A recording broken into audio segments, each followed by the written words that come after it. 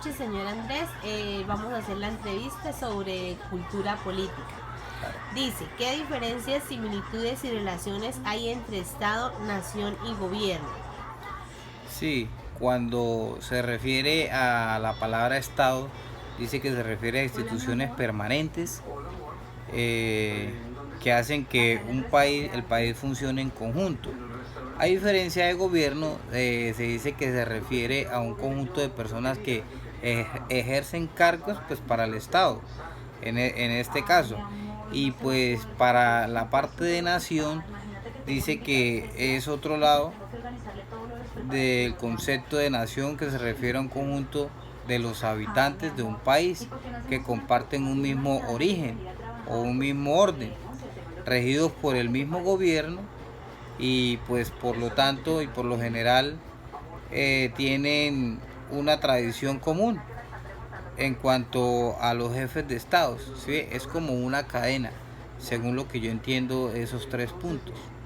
Bueno, eso como tal con la primera pregunta. Entonces, la segunda pregunta dice, eh,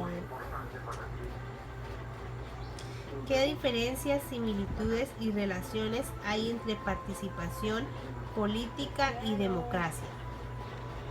Participación política y democracia.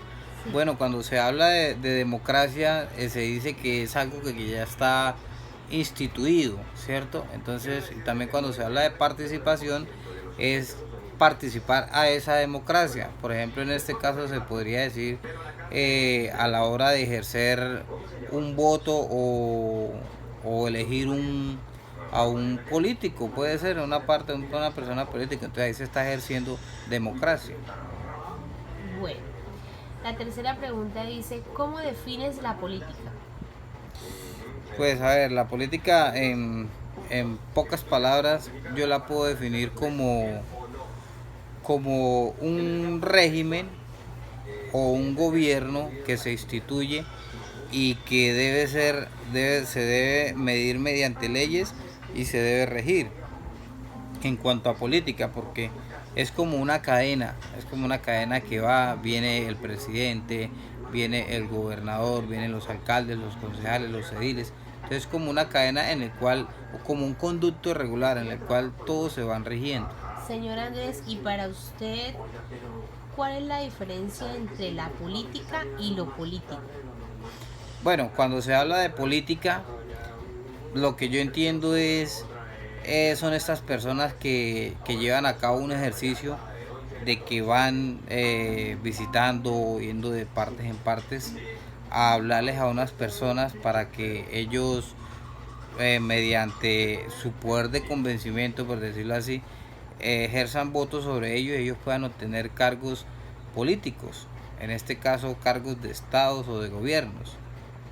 Y en cuanto dice la política, Y lo político. lo político pues es una persona que al igual manera ejerce, eh, quiere ejercer, entonces hace todo lo posible porque esa persona sea elegida o la elija el pueblo en este caso.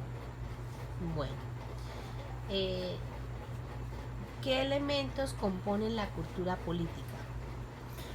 Bueno, los elementos que compongan la cultura política van de la mano con cargos gubernamentales, ejercicios políticos que ellos hacen mediante cargos.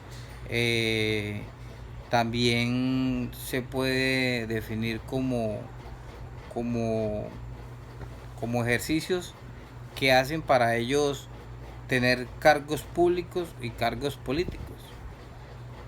Bueno, la última pregunta, señor Andrés, dice, ¿qué elementos involucra el ser ciudadano y cómo definirías los derechos y deberes del ciudadano?